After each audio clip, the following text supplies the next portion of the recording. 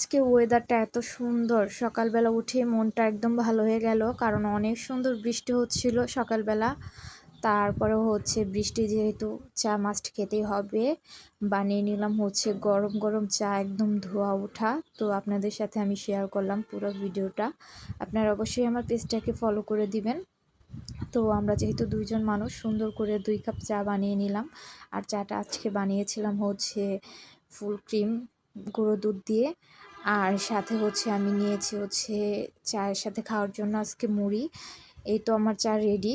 তারপরে হচ্ছে কাপে ঢেলে নিলাম সুন্দর করে। আসলে ওয়েদারটা এত বেশি সুন্দর, আর আমি বৃষ্টি দেখতে দেখতে চা বানালাম। আসলে পুরোটা সময় আমি বৃষ্টির কাছাকাছি থেকে আজকে চা বানিয়েছি। ওয়েদারটা অনেক বেশি সুন্দর। আপনারা কিভাবে এনজয় করেছেন কমেন্ট করে জানাবেন। আর এই তো একটু মুড়ি নিলাম, আজকে চায়ের সাথে অনেক বেশি মুড়ি খেতে ইচ্ছে করছিল।